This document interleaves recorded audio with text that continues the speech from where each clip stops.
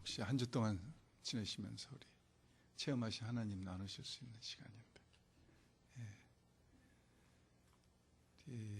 없으시면 우리 다 함께 일어나셔서 하나님 말씀 우리 같이 길지만은 천천히 같이 한번 읽겠습니다. 누가복음 1장 26절부터 38절까지 말씀 우리 읽으신 후에 이경희 자매님 나오셔서 특별 찬양으로 하나님 앞에 영광 돌리시겠습니다. 26절부터 우리 같이 읽습니다. 여섯째 달에 천사 가브리엘이 하나님의 보내심을 받들어 갈릴리 나사렛이란 동네에 가서 다윗의 자손 요셉이라 하는 사람과 정혼한 처녀에게 이르니 그 처녀의 이름은 마리아라. 그에게 들어가 가로되 은혜를 받은 자여 평안할지어다. 주께서 너와 함께 하시도다 하니 처녀가 그 말을 듣고 놀라 이런 인사가 어찌함인고 생각하매 천사가 일러 가로되 마리아여 무서워 말라. 내가 하나님께 은혜를 얻었느니라. 보라 내가 수태하여 아들을 낳으리니 그 이름을 예수라 하라. 저가 큰 자가 되고 지극히 높으신 이의 아들이라 일컬을 것이요 주 하나님께서 그 조상 다윗의 위를 저에게 주시리니 영원히 야곱의 집에 왕노릇 하실 것이며 그 나라가 무궁하리라. 마리아가 천사에게 말하되 나는 사내를 알지 못하니 어찌 이 일이 있으리이까. 천사가 대답하여 가로되 성령이 내게 임하시고 지극히 높으신 이의 능력이 너를 덮으시리니 이러므로 나실 바 거룩한 자는 하나님의 아들이라 일컬으리라. 보라 내 친족 엘리사벳도 늙어서 아들을 배었느니라.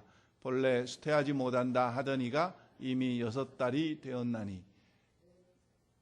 37절 8절이 중요한 절인데 우리 찾아서 같이 한번 읽겠습니다. 제가 읽어드리겠습니다. 대저 하나님의 모든 말씀은 능하지 못하심이 없느니라. 마리아가 이르되 주의 여정이오니 말씀대로 내게 이루어지이다 하매 천사가 떠나가니라. 아멘.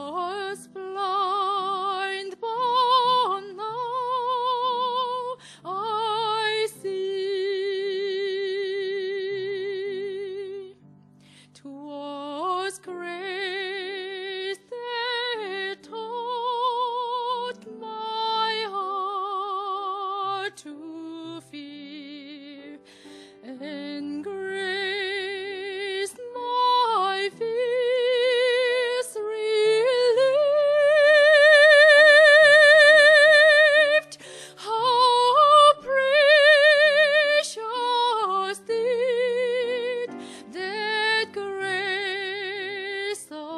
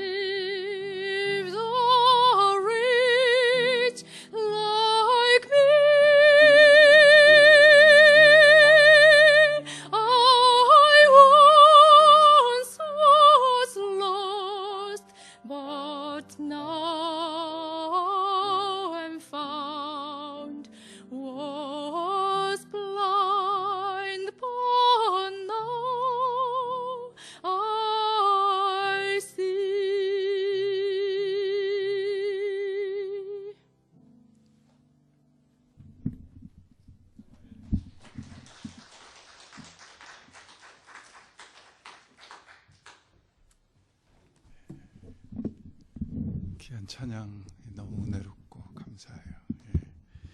우리도 좀 같이 서로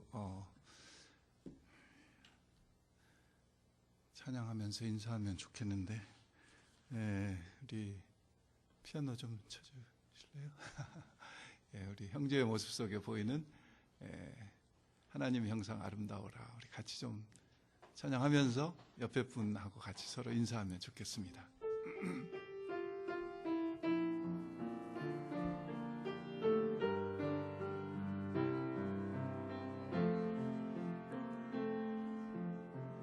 형제의 모습 속에 보이는 하나님 형상 아름다워라.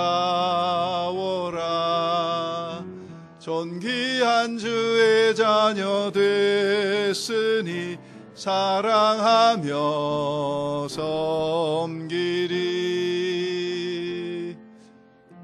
자매의 모습 속에 보이는 하나님 형상 아름다워라. 존귀한 주의 자녀 됐으니 사랑하며 섬기리.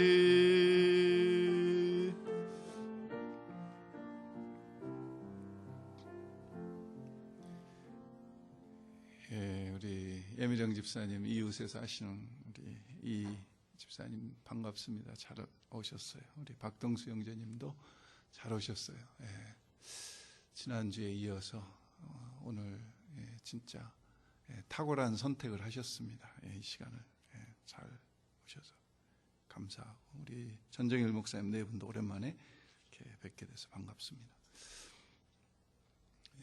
다음 주가 우리 성탄 예배인데 오늘 계속 조이 콘서트를 하면서 지난주에는 창조주 하나님, 이번 주에는 보혜사 성령님, 다음 주에는 구세주 예수님, 이렇게 세 번에 걸쳐서 성삼위일체에 대한 말씀을 나누고 있습니다. 오늘은 보혜사 성령님에 대한 말씀을 본문을 중심으로 좀 나눌까 합니다. 어느 목사님이 결혼을 하셨는데 1년이 지나도록 아이가 안 생기는 거예요. 그래서 사모님이랑 같이 병원에 가서 검사를 받고 나서 깜짝 놀랐어요.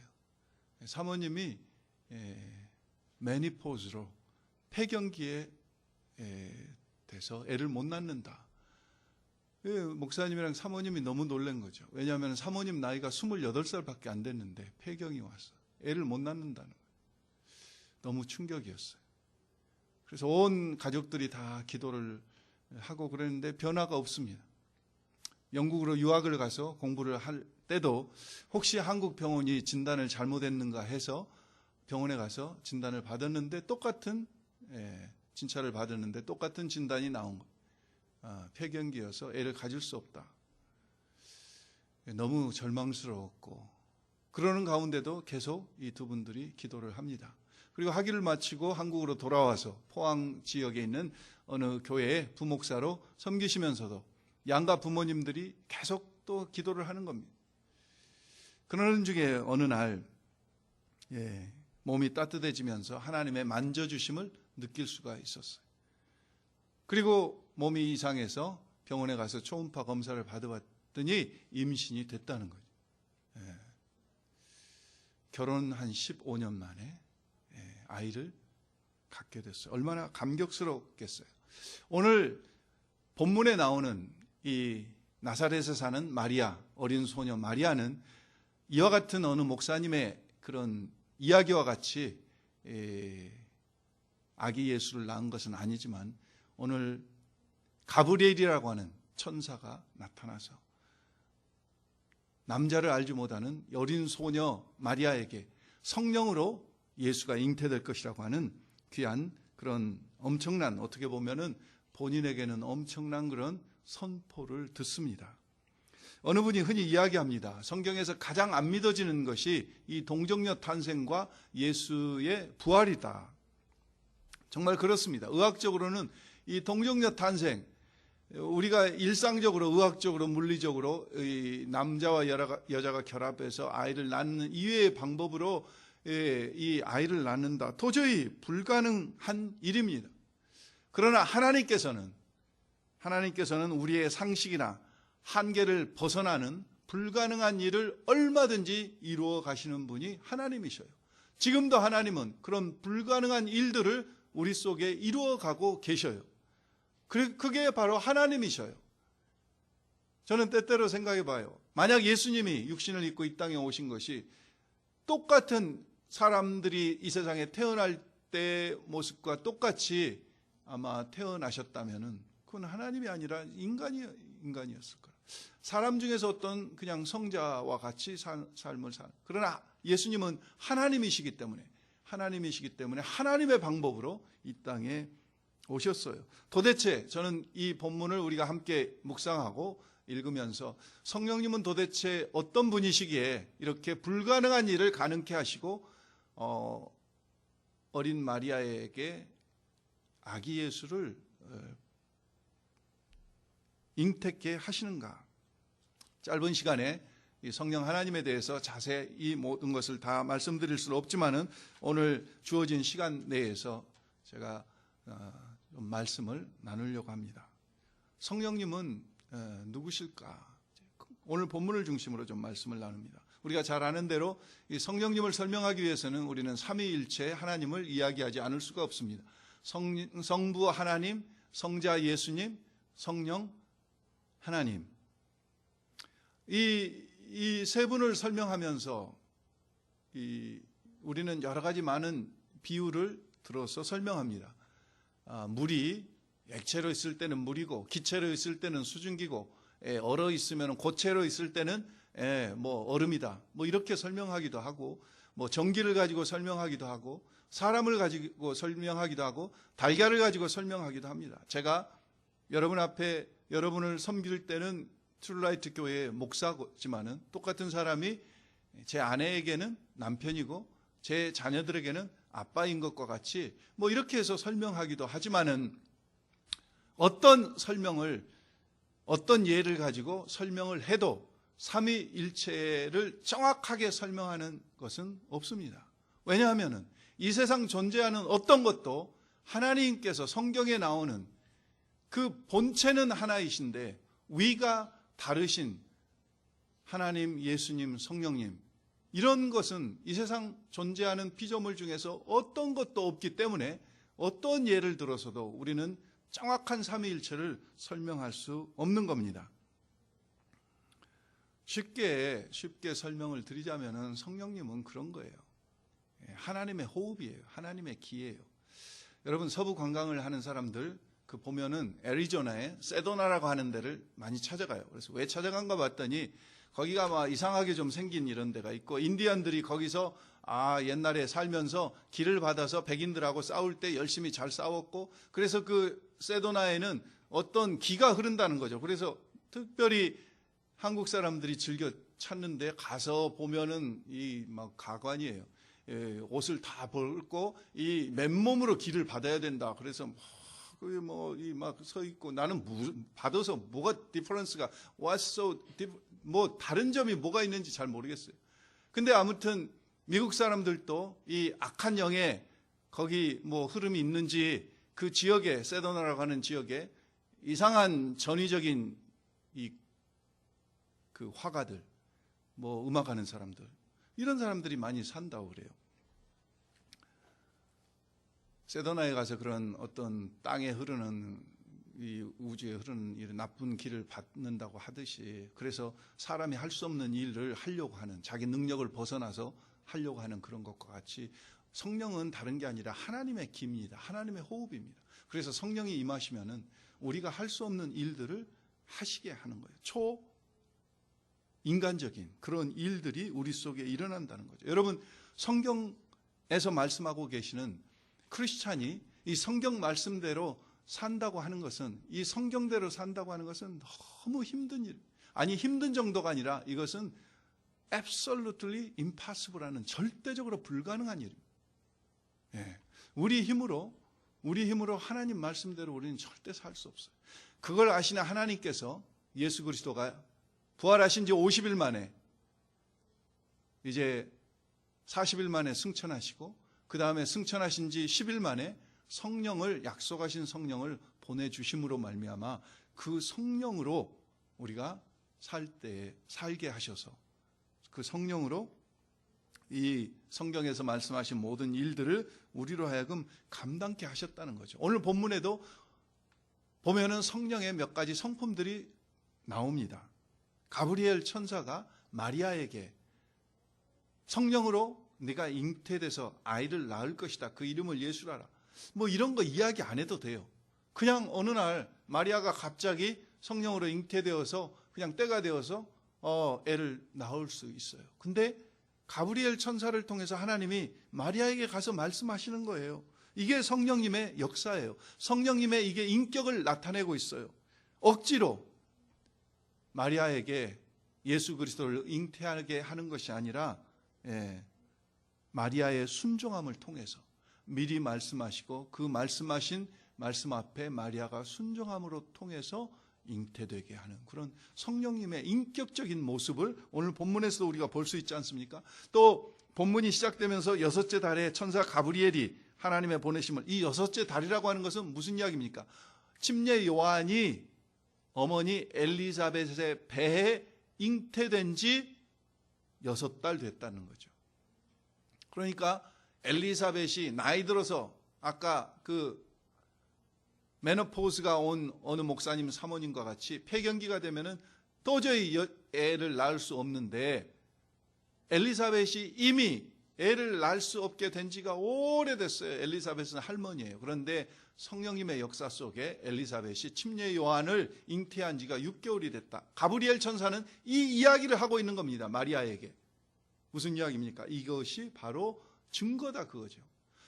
엘리사벳 할머니에게 아이를 잉태하게 하시는 성령님의 능력이 네가 사내를 알지 못하지만 요셉과 정혼하고 약혼 기간 중에 있지만은 너에게도 이런 일이 얼마든지 일어날 수 있다는 것을 증거로 말씀하셔요. 성령님은 우격다짐으로 뭘 하시는 분이 아니셔요. 우리가 거절하지 않아요. 성령님은 기다리셔요. 성령님은 기다리셔요. 막 목을 끌고 가서 억지로 뭘 시키시는 분이 아니셔요. 우리의 선택을 존중하시고 우리를 기다리시는 분이셔요. 여러분, 왜 예수님은 동정녀를 통해서만 이 세상에 태어나실 수밖에 없었을까요? 바로 죄 없으신 분으로 태어나셔야 됐기 때문에. 죄 없으신 분으로. 죄 있은 인간의 몸을 입고 이 땅에 태어나셔서는 자기 죄를 위해서 결국은 십자가에 죽으신다고 할 때 자기 죄를 위해서 죽으신 것 아니에요. 그러나 죄 없는 분으로 오셔서 십자가에 죽으실 때 바로 저와 여러분의 죄를 감당하시며 죽으시는 분으로 오시기 위해서 동정녀로 탄생하실 수밖에 없으신 거예요. 우리가 잘 아는 대로 성령님에 대한 명칭이 성경에 여러 가지로 기록되어 있습니다. 그런데 그 명칭을 보면은 성령님이 하시는 일들을 우리는 알 수가 있어요. 그래서 하나님의 영, 그리스도의 영, 그러니까 하나님을 드러내는 영, 그리스도를 드러내는 영, 대언의 영, 살리는 영. 그래서 성령님이 역사하면은 죽은 영혼들이 살아나요. 그리고 끊어졌던 관계들이, 단절됐던 관계들이 다시 회복돼요. 그래서 생명의 영, 살리는 영, 성결의 영, 아들의 영, 영광의 영, 하나님의 영광을 드러내는 그런 영이, 그런 일을 하시는 분이 성령님이라고 하죠. 우리는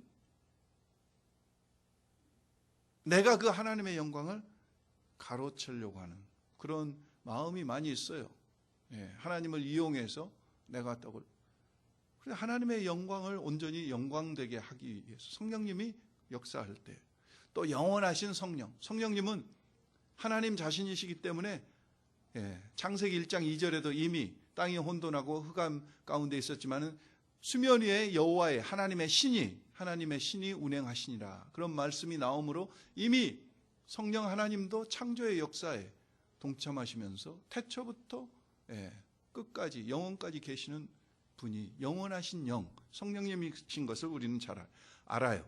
진리의 영, 진리를 깨닫게 하시고 진리를 드러내시는 분이다 그거죠.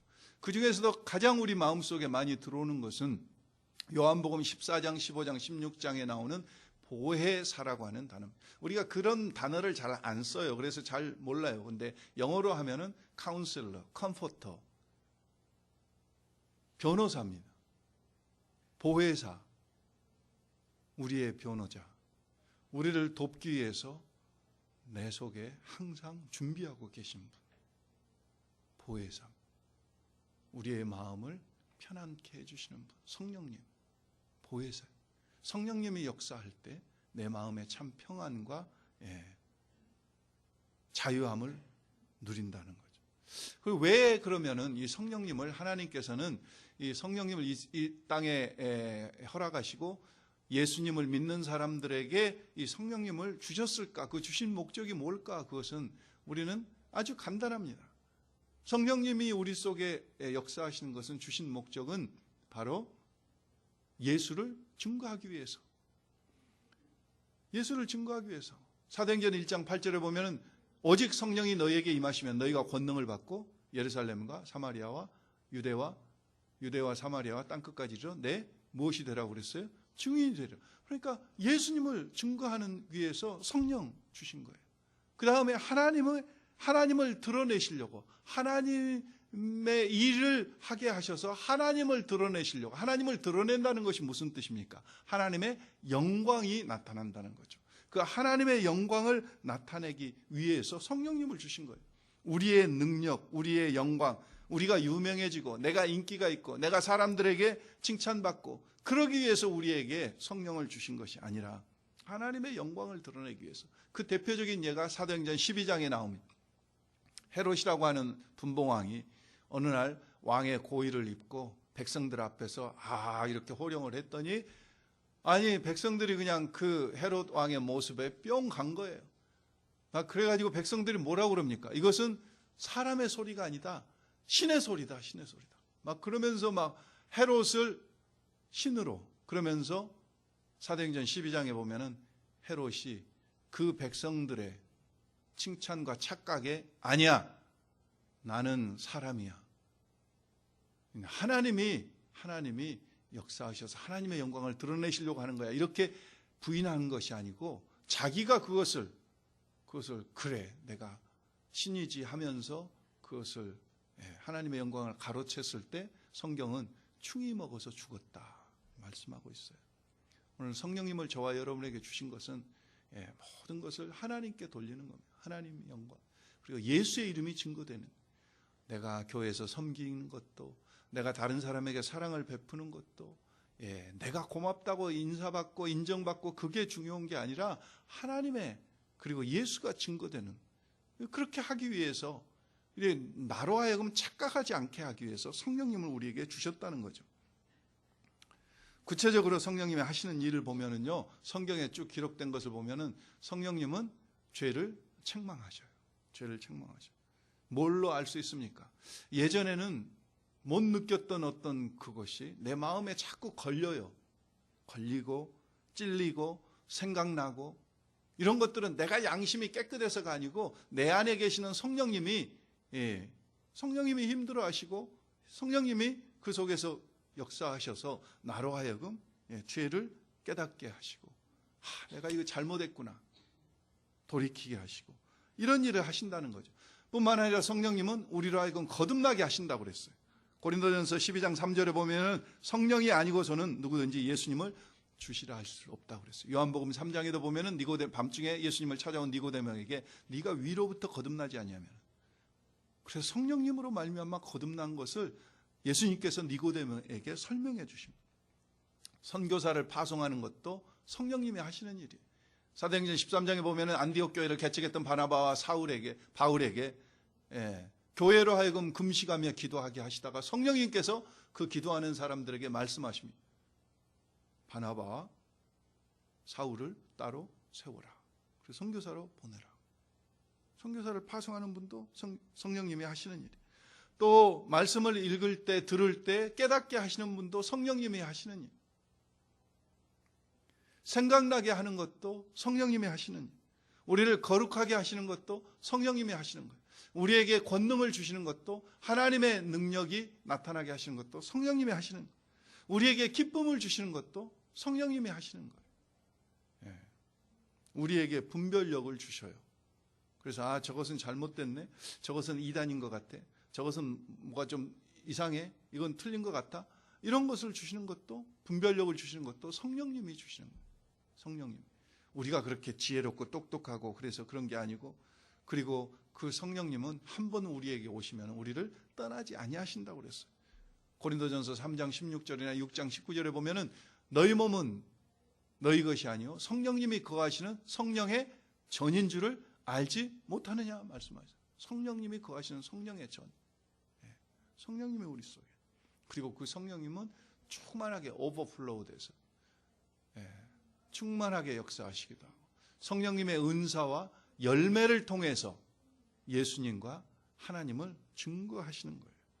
뿐만 아니라 마귀는 어떻게든지 우리가 교회를 한 주간 빼먹거나, 우리가 정말 하나님의 말씀에 벗어나면은 네가 그렇게 하고도 하나님의 자녀냐 하고 하나님의 자녀됨을 의심케 만들어요, 마귀는. 그런데 성령님은 네가 비록 실수하고 잘못했지만은 너는 아직도 내 자녀야 하고 우리에게 말씀하시는 분이 성령님이에요. 성령 하나님이. 로마서 8장 16절에 보면은 성령이 친히 우리 영으로 더불어 우리가 하나님의 자녀인 것을 증거하신다고 그랬어요. 우리가 아무리 부인해도 성령님이 아니야, 너는 하나님의 자녀야. 자, 이런 것들을 보면서 이 성령님이 누구에게 임하시는가, 이것을 오늘 보겠는데요. 좀 누구에게 임하시는가 그것을 보시기 전에 성령님이 임하셨던 예들을 보면서 성령님이 임하시면 과연 어떤 현상이 일어나는가, 이 일어나는 현상에 대한 오해 때문에 성령님을 많이 거부하는 사람들이 있어요. 사도행전에 보면은 성령님이 직접 이렇게 임하셨던 것이 4군데 기록되어 있습니다. 사도행전 2장하고 사도행전 8장하고 사도행전 10장하고 사도행전 19장입니다. 그런데 2장에는 예루살렘의 오순절 마가 다락방에 120문도가 열심히 모여서 기도하고 있을 때 예수님이 승천하시고 난 다음에 처음으로 성령님이 사람들에게 임하신 사건이 사도행전 2장에 기록되어 있어요. 거기 보면은 급하고 강한 바람 같은 소리가 들리고 지진이 일어나고 그 다음에 불의 혀같이 갈라지는 것들이 기도하는 사람들 위에 보이면서 성령님이 임하셔서 기도하는 사람들 베드로를 비롯해서 그 120문도들이 12개 이상 되는 다른 나라의 외국말로 갑자기 막 외국어를 하기 시작한 거예요. 외국어를. 자, 우리가 성령이 우리 속에 지금 임하면은 다 여러분들이 갑자기 우리가 러시아 말을 못하다가 갑자기 막 러시아 말을 하고 그런 현상이 안 일어납니다, 요즘. 그러면 왜 사도행전 2장은 그때 그런 일이 일어났나? 이것은 성령님이 처음 사람들에게 publicly, 개인적으로 말고, 구약 성경에서는 개인적으로 이렇게 나타나시고 움직이시는데, publicly 약속하신 그 성령이 역사상 처음으로 나타난 사건이었기 때문에 그런 것들이 그렇게 기록이 되어 있어요. 그리고 8장에 사마리아에 성령이 임합니다. 근데 사마리아에 성령이 임할 때는 그런 일이 안 일어났어요. 10장에 고넬료 집안에서 베드로가 설교를 할 때 성령이 임하셨어요. 그런데 거기서도 사도행전 2장 같은 사건은 안 일어났어요. 사도행전 19장에 보면 예배소 교회에 성령이 임하셨는데 그때도 사도행전 2장 같은 사건은 안 일어났습니다. 물론 사마리아를 빼고 나서 고넬료의 집에서나 에베소 교회에 방언이 성령이 임하시는 표적으로 나타나기도 했습니다. 그렇기 때문에 우리가 성령이 임할 때에 어떤 사람들이 갑자기 방언이 터지기도 하고 이런 일은 있을 수 있어요. 그러나 그러한 일이 안 일어날 수도 있어요. 사마리아의 성령이 임할 때와 같이. 그래서 여기에 대한 우리가 오해가 없어야 돼요. 방언을 해야만이 저 사람이 성령을 받은 거고 방언을 안 하면 저 사람은 성령을 못 받은 거다. 이런 잘못된 생각들을 우리가 불식시켜야 돼요. 무엇보다도 이런 현상들을 보면서 무엇보다도 성령님이 임함으로 일어나는 가장 중요한 현상은요, 변화와 성장입니다. 변화와 성장이에요. 우리 속에 일어나는 이 변화들이 성령님의 임하시는 결과로 일어나는 거예요. 성령님이 우리 속에 임하시면서 어떤 변화들이 일어납니까? 마음과 생각의 변화가 일어나요. 마음과 생각의 변화가 일어나.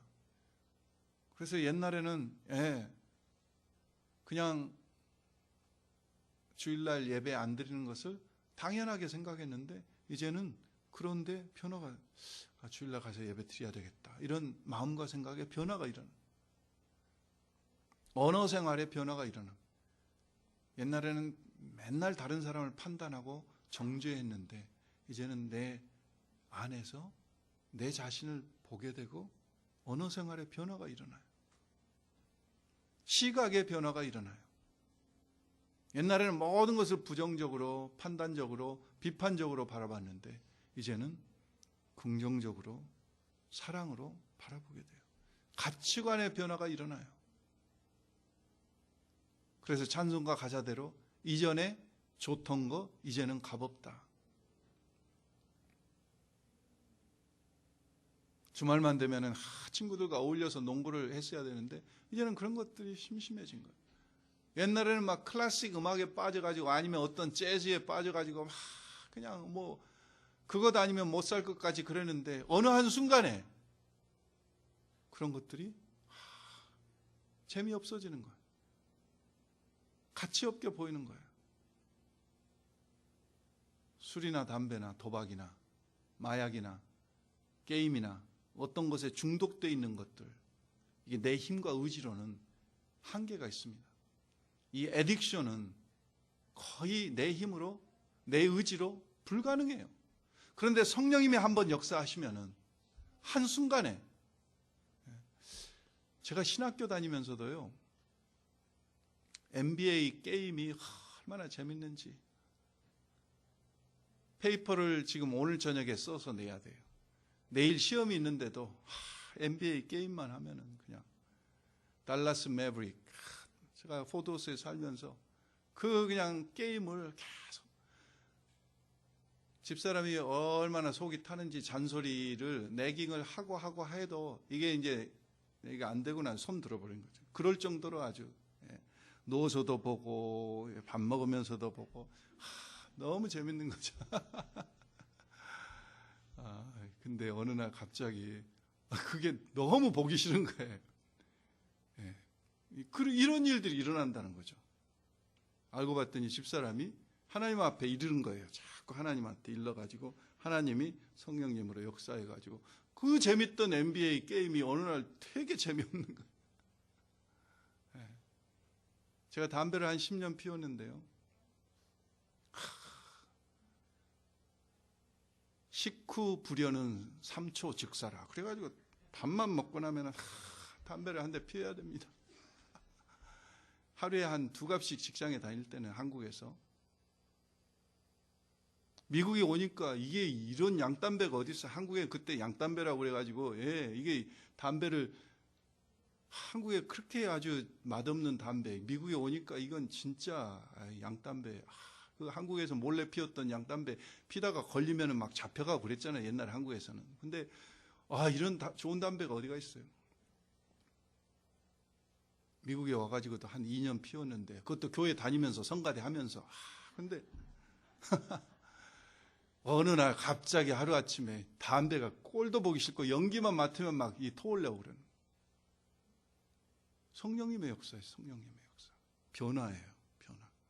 근데 어떤 변화보다도 성령님이 임하시면은 영적인 눈이 열려요.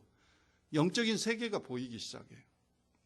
그전에는 전부 피상적인 것만 보였는데 성령님이 임하시면 영적인 세계가 보여요. 왜 저런 현상이 일어날까? 왜 저런 일이 일어날까? 왜 저런 행동을 할까? 그 표면적으로 일어난 일이 아니라 그 내면에 감춰져 있는 것들이 영적으로 보이기 시작해요. 성령님이 임하시면 내가 똑똑해서가 아니고요. 무엇보다도 큰 변화는 사랑입니다. 사랑의 대상의 변화가 일어나요. 사랑의 질이 틀려져요. 이전에는 나도 미웠어요. 나도 나를 인정이 안 돼요. 근데 성령님이 역사하고 나니까 그리스도 안에 있는 새로운 피조물로 내가 가치 있게 보이는 거예요. 사랑스러운 거예요. 그리고 이웃들이 그렇게 사랑스러울 수가 없어요.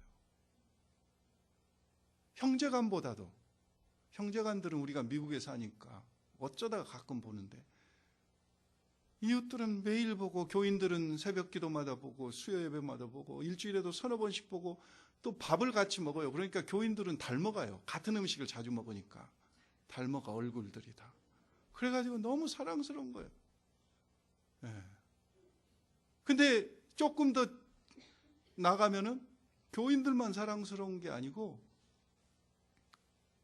이상하게 우리하고 색깔이 다른 사람들, 전혀 다른 인종들, 말도 안 통하는 사람들도 사랑스럽게 보이고 안타깝게 보이는 거예요. 안타깝게 보여요. 이게 성령님의 역사예요. 성령님의 역사와 변화가 아니고서는, 그리고 사랑의 질이 틀려져요. 옛날에는 뭐 교회에 뭐 한다고 그러면 다 따졌어요, 숫자를. 그래서 다 기록해놨다가 우리 CPA가 저기 계시지만은 텍스 보고 올 때 그걸 다 해가지고 그 클레임 되는지 안 되는지도 모르고 갖다 줬어요. 근데 언제부턴가는 아깝지가 않아요. 계산이 안 돼, 계산이 안 돼. 오늘 또 어떤 분들은 교회 오시면서 음식을 2가지, 3가지 열심히 해오시는데 왜 계산이 안 되는 거죠? 기쁜 거죠. 이게 성령님의 사랑의 깊이가 점점 깊어지니까. 특별히 무엇보다도요, 성령님의 역사하시면은 영혼에 대한 관심이 틀려져요. 옛날에는 사람들을 보면은 저 사람이 구원을 받았을까, 천국에 갈까 안 갈까 이런 생각보다도 저 사람이 얼마를 벌까, 저 사람이 나이가 몇일까, 저희 고향이 어딜까, 어디 학교 나왔을까, 여기 누구랑 사는가, 애가 몇인가, 이런 것에 막 관심이 있어가지고. 근데 성령님이 역사하시면은 이제 그런 것에는 별로 관심이 없어요. 오직 저분이 하나님을 만났을까, 신앙생활 제대로 하고 계실까 안 계실까,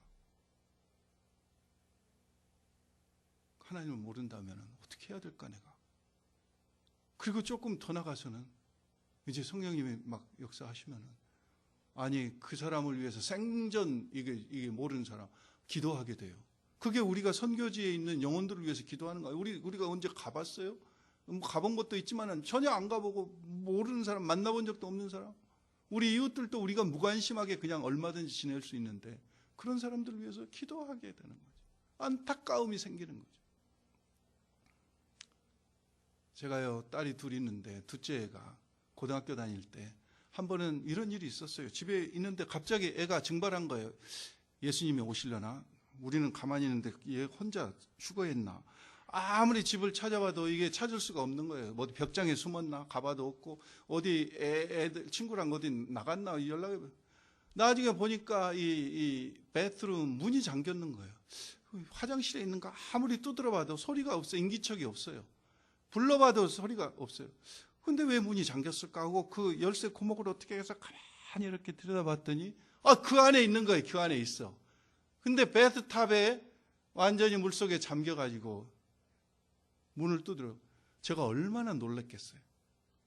갑자기 발로 그냥 그 낙된 문을 뻥 찼더니 다행히 문이 팍 튀면서 팝업 되면서 열리고, 보니까 그 베트탑에서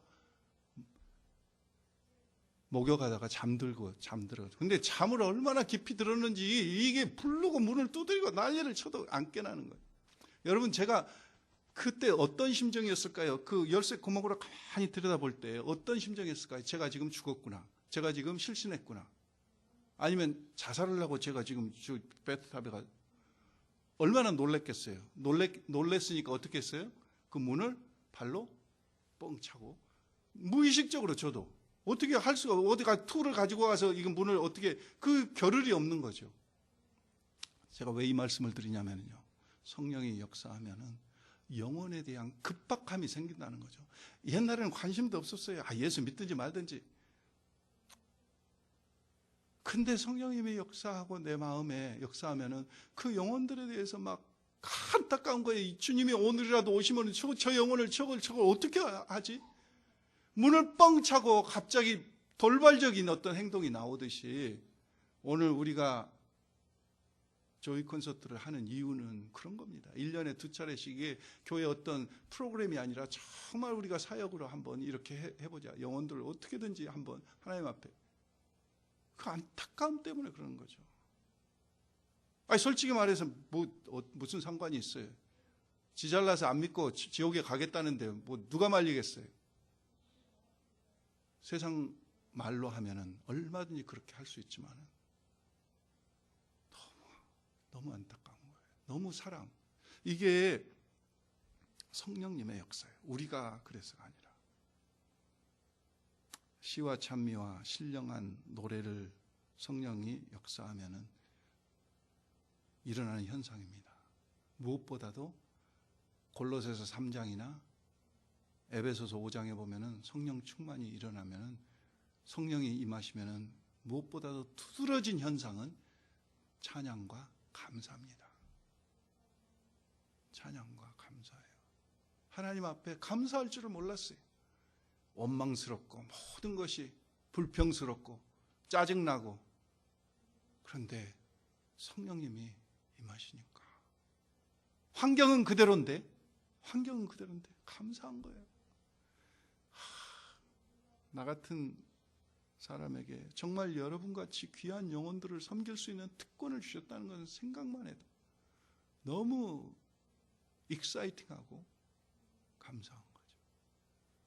나 같은 사람에게 저런 아내를, 저런 남편을 주셨다는 것은 생각만 해도 너무 감사한 거죠. 사랑하는 자녀들을 주시고 너무 감사한 거죠. 자, 오늘 말씀의 본론인데 제가 언론을 하겠습니다. 어떤 자에게 그럼 임하시는가? 오늘 성경에 보면은, 오늘 본문에 보면은 처음 두 가지는 간단한 거예요. 어떤 자에게 성령이 임하실까? 하나님을 예수 그리스도를 나의 주님으로, 주인으로 고백하려고 하는 자에게 성령님이 임하셔요.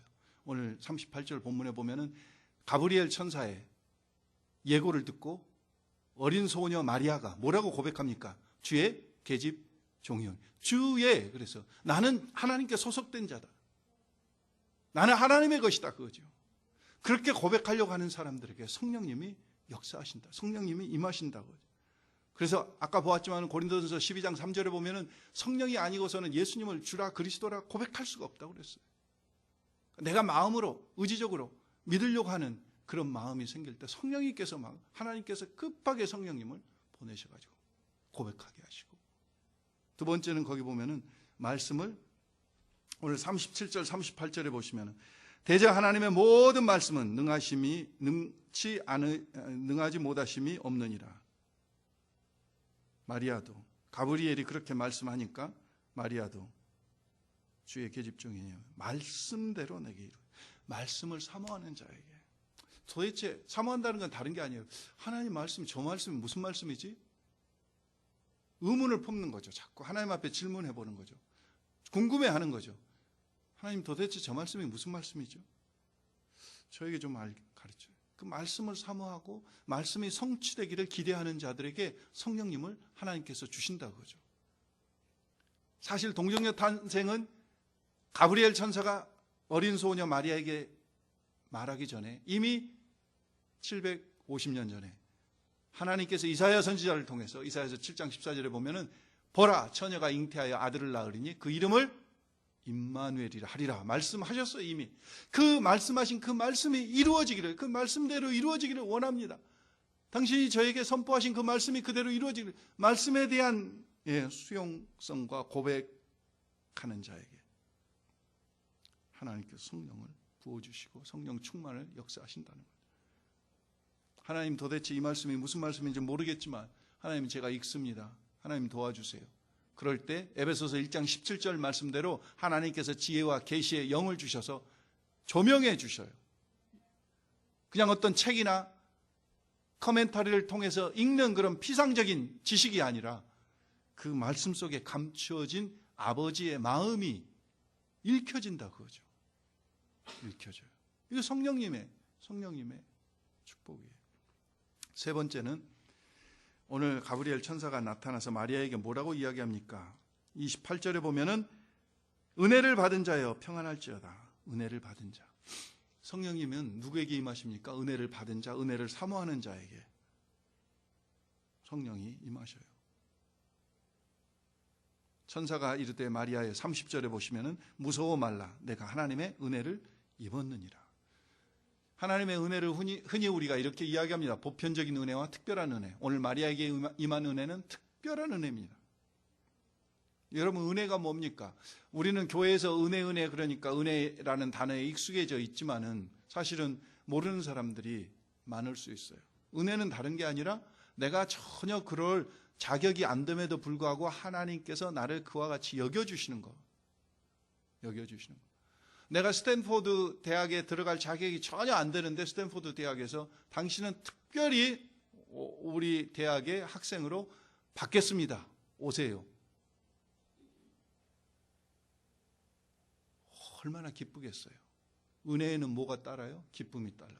왜냐하면 자격이 안 되는데 우리는 죄인으로서 하나님의 자녀가 도저히 될 수가 없는데 예수님을 믿는다고 하는 그것 하나 보시고 하나님께서 너는 충분해. 자격이 넘치고 넘쳐. 그래서 너는 내 자녀야, 내 아들이야, 내 딸이야. 이렇게 여겨주시는 거. 이게 은혜라는 거죠. 이게 은혜. 세상에는요, 두 종류의 사람이 있어요. 첫째는 자력으로 살려고 하는 사람, 두 번째는 은혜로 살려고 하는 사람. 두 종류의 사람이 있어요. 자력으로 사는 사람은 모든 일을 내 힘으로 하려고 합니다. 그래서 내 힘으로 하면 무슨 일이 일어납니까? 그 일이 이루어지겠죠. 목표를 세우고. 그래서 성취감을 느껴요. 성취감. 근데 중요한 것은 뭐냐면은 성취감을 느낄 때 그 다음 단계 내가 어떻게 됩니까? 야, 내가 했어. 그 다음에 교만해지는 거예요. 교만해. 내 힘으로 사는 사람은 성취감을 느끼고 그 다음에 교만해져. 교만한 자에게는 하나님의 은혜가 임하지 않습니다. 야고보서 4장 6절에 보면은 그러나 더욱 큰 은혜를 주시나니 그러므로 일렀으되 하나님이 교만한 자를 물리치시고 겸손한 자에게 은혜를 주신다 하였느니라. 은혜로 사는 자. 그렇지. 내가 받을 만한 자격이 있어서 그런 게 아니고 하나님의 택하심이야. 아니, 하나님 믿지 않는 저 사람들과 비교해도 내가 도무지 그 사람들보다 더 낫지 않은데, 내가 더 훌륭한 것도 없는데, 내가 더 잘난 것도 없는데, 그럼에도 불구하고 하나님이 나를 먼저 택해 주셨어. 그것은 천적인 일방적인 하나님의 은혜야. 내가 뭐 한 게 없잖아요. 하나님의 택하심, 하나님의 선택. 에베소서 2장 8절 9절에 보면은 하나님의 은혜를 주시면 우리로 하여금 행위로 자랑치 못하게 하죠. 자랑치 못하게. 자랑할 것이 없어요. 은혜로 사는 자들은. 그래서 교만해질 틈이 없어요. 늘 하나님 앞에. 오늘 또 이경희 자매님이 아름다운 목소리로 정말 어메이징 그레이스를 은혜롭게 하나님 앞에 드렸는데 자랑할 것이 없어요. 하나님이 주셨어요. 하나님이 주셨어요. 하나님이 주신 것을 하나님께 드립니다. 하나님께서 주신 것을 하나님께.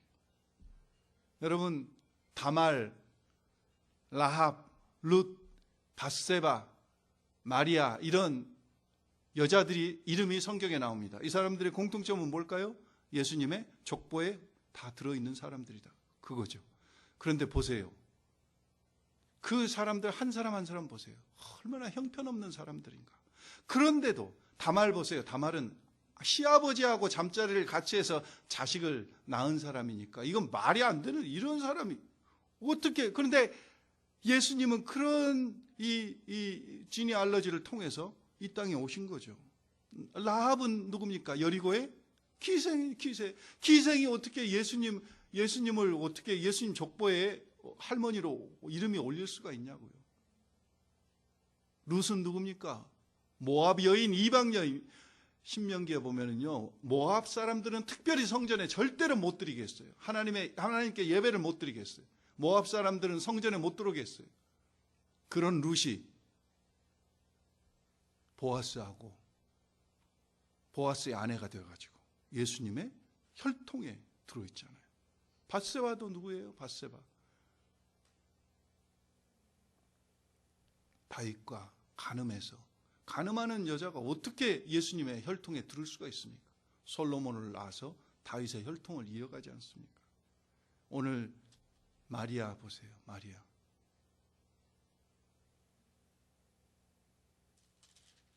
마리아는 나사렛 출신이라고 그랬습니다. 여러분, 나사렛. 나사렛이 어딘지 잘 여러분들 어떤 위치였는지 여러분 잘 상상이 안 되실 거예요. 그 당시 행정구역이 4구역으로 나누어 있었어요. 예루살렘이나 베들레헴을 중심으로 해서는 유다라고 그랬어요. 유다. 그 위에는 사마리아라고 그랬어요. 사마리아. 이방 혈통이 조금 섞였다고 그래서 유다 사람들이 사마리아 사람을 개와 같이 여겼다. 근데 그 사마리아보다 더 북쪽에 있는 땅이 갈릴리. 사마리아가 이방 사람들과 피를 섞었다면 갈릴리는 더 북쪽에 있으니까 얼마나 많은 이방 사람들이 와서 짓밟고 갔겠어요. 사마리아를 개로 취급한다면 갈릴리는 상상이 되시죠? 어느 정도 취급을 했겠는지. 그리고 동편에 있는 베레아와 데가볼리라고 하는 이방 땅을 이렇게 합쳐서 그래서 4구역으로 삼았어요. 근데 그 중에 마리아는 어느 출신이라고요? 우리가 생각할 때는 그러잖아요. 예수님이 혈통을 입고 이 땅에 태어나시려면은 베들레헴이나 이런 이 예루살렘에 있는 이 왕가, 왕손, 귀족들을 출신 혈통을 통해서 좀 오셨으면은 좀 make sense. 근데 하나님께서는 갈릴리, 시골, 변방, 가난하고 무식하고 얼마나 무식했는지 사도행전 2장에 보면은 갈릴리 사람들이 성령이 임해가지고 외국말을 하니까 이 예루살렘 사람들이 다 놀래버린 거죠. 저것들이 갈릴리 그 무식한 놈들이 아니냐. 저것들이 어떻게 외국말을 저렇게 잘하느냐. 나다나엘도 갈릴리에서 무슨 선한 것이 날 수 있겠느냐. 예수님의 메시아됨을, 나사렛 예수의 메시아됨을 부인했어요. 처음에는. 베드로도 예수님을 3번 부인할 때 부인하다가 또 들켰어요. 왜 들켰습니까? 갈릴리 액센트 때문에. 너 말 들어보니까 너 갈릴리 사람이군. 너 너무 너의 액센트가 강하고 무식한 말을 하는 너 갈릴리 사람이야. 갈릴리는 그렇게 천대받고 무시받는 땅이었습니다. 그런데 그 갈릴리 안에서도 수많은 소녀가 있을 텐데 수많은 여자 중에서 마리아에게 가브리엘 천사를 보내셔서 예수님을 잉태하게 하신 것은 진짜 설명할 길이 없어요. 하나님의 은혜가 아니면은 저와 여러분이 지금 이 자리에 앉아서 하나님 앞에 예배드린다? 하나님의 은혜가 아니면은 설명할 길이 없어요. 여러분들은 어쩌신지 모르겠는데 특별히 저는요. 저 같은 죄인이 정말 하나님께서 구원해 주셨다? 설명할 길이 없어요. 하나님의 은혜가 아니고서는. 예수님의 탄생의 기쁜 소식을 맨 먼저 안 사람들은 누구였습니까? 왕도 아니고 귀족도 아니고 서기관도 아니고 제사장도 아니고 저 들판에서 양을 치던 목동들에게 법정에서 증인으로 인정도 안 되는 사회에서 저렇게 멸시받았던 목동들에게 예수 그리스도의 탄생의 소식이 가장 먼저 알려진 것은 하나님의 은혜가 아니면 설명할 길이 없어요. 설명이 안 돼요.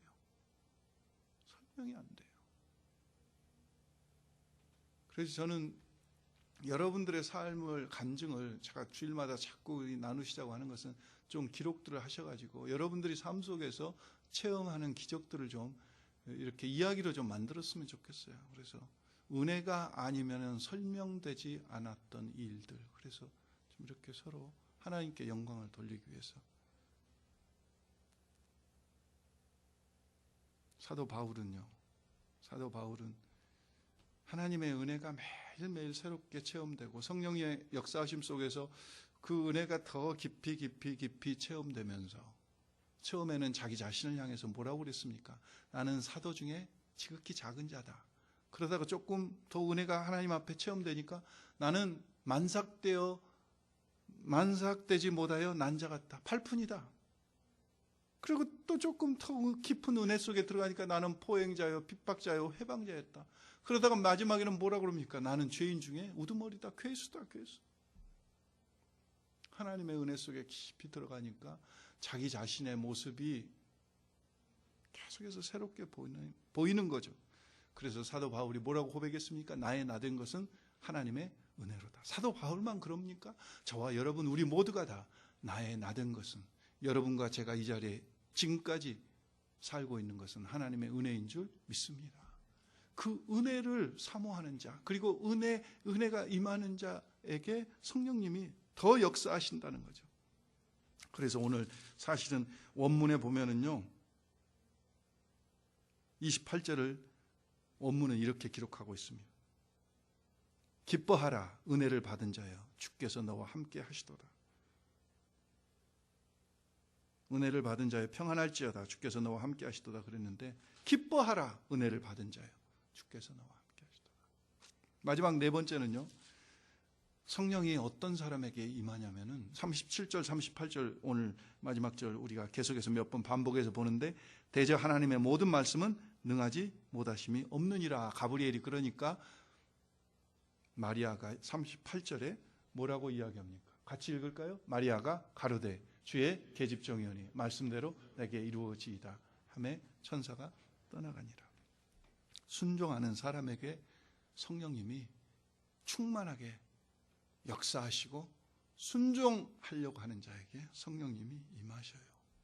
순종하려고 하는 자에게. 요한복음 2장에 보면은 예수님의 7가지 기적 중에서 맨 처음 나타난 기적이 가나 혼인잔치에서 물이 포도주로 바뀌는 기적이었습니다. 혼인잔치에서 포도주가 떨어졌습니다. 예수님의 어머니 마리아가 예수님에게 이야기합니다. 포도주가 떨어졌습니다. 그러니까 예수님께서 매정하게 이야기하셔요. 여자여 나와 무슨 상관이 있습니까? 내 때가 아직 이르지 않았습니다 하고 거절하셔요. 그런데도 예수님의 어머니 마리아는 하인들에게 이야기해요. 주께서 하라시는 대로 해라. 무슨 말씀을 하시든지 그대로 하라. 그랬더니 그 마리아의 믿음의 고백을 예수님께서 받으시고 하인들에게 명령을 하십니다. 물통에 물을 채워라. 아구까지 채웠어요. 그랬더니 예수님께서 떠다 주어라. 연회장에게 갖다 주어라.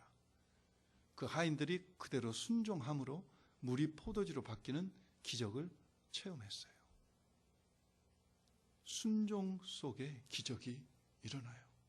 오늘 만약에 마리아 어린 소녀가 무슨 이야기입니까? 저는 이 시골 마을 구석에 있는 이제 정원해가지고 요셉하고 이제 알콩달콩 신방을 꾸며나가고 1년 뒤면은 내가 이제 결혼을 했는데, 나 그런 것 다 저는 도무지 모르겠고요. 옆집에 갑순이한테 좀 가보세요. 저는 마리아는 안 돼요. 만약에 그랬다면은, 오늘 성경이 달리 쓰여졌겠죠. 하나님께서는 하나님의 방법으로 여전히 당신의 일을 이루시겠죠. 그러나 마리아의 이름은 오늘 성경에 기록되지 않았을 거예요. 근데 마리아는 순종함으로. 히브리서 5장 8절에 보면 예수님께서도 그가 하나님의 아들이시라도 받으신 고난으로 순종을 배우셨다 그랬습니다. 예수님도 고난 속에서 순종을 배우셨다 그랬어요. 요즘 북한에서 여러 가지 일들이 많이 일어난다고 세계적으로 아주 시끄럽습니다. 저는 그것을 보면서 어느 신문 타이틀에 북한에서는 김일성, 김정일, 김정은 이 가문에 90%의 99%의 순종도 99%의 복종도 용납되지 않는다. 100%여야 된다. 100%여야 된다. 진짜 이 사람들이 아니에요. 독재자의 어떤 하여간 설명할 길이 없어요. 우리 같은 동족이지만은 북한의 하는 행위를 설명할 길이 없어요. 이해가 안 돼요.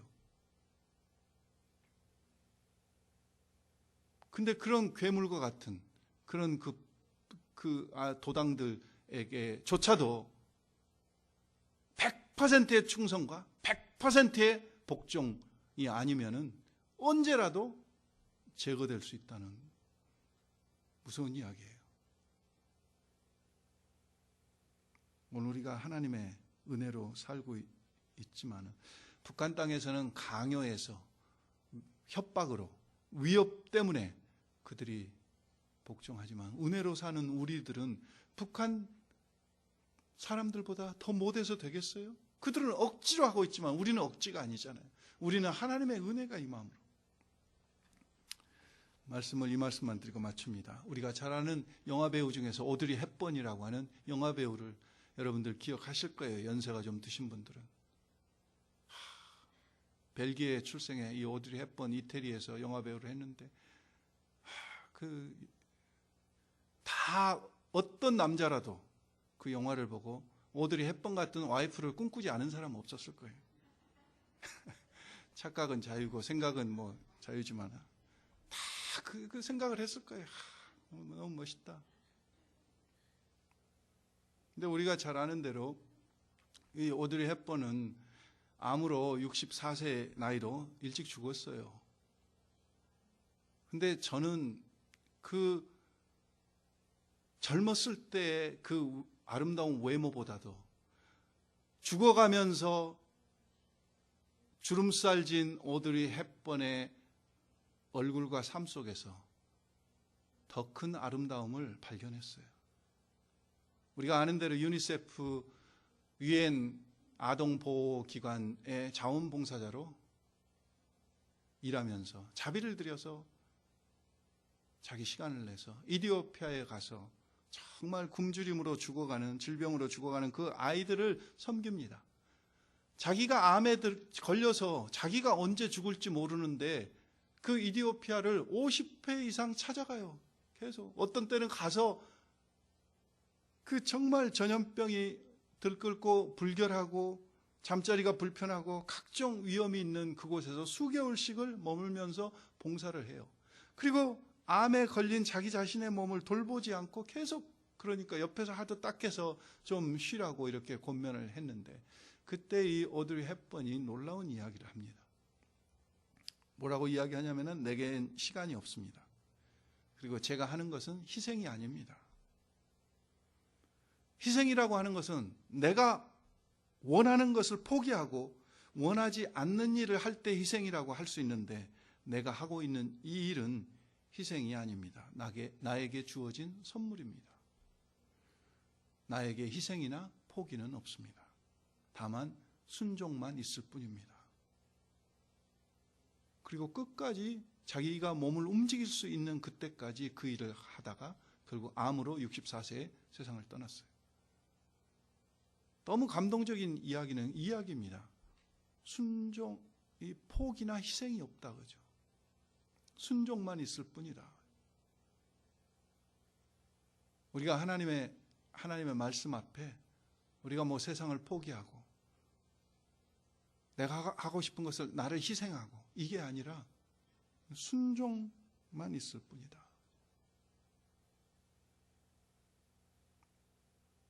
여러분, 하나님께 성탄절의 가장 큰 선물은 우리의 순종의 결단인 줄 믿습니다. 그분의 은혜 때문에, 그분의 말씀 때문에 내가 순종이 안 되는 부분, 내가 안 믿어지는 그 부분, 성령님의 역사하심 앞에 내가 한번 믿어보겠습니다.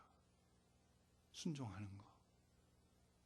하나님이 그런 자에게 오늘 마리아의 순종을 통해서 동정녀 탄생의 기적을 나타내셨듯이 우리의 적은 순종을 드릴 때 하나님께서는 용서가 안 되는 그 사람, 받아들일 수 없는 그 사람, 이해가 안 되는 어떤 일, 그러나 하나님 말씀이 이러시기 때문에 제가 하나님 말씀에 순종해 보겠습니다.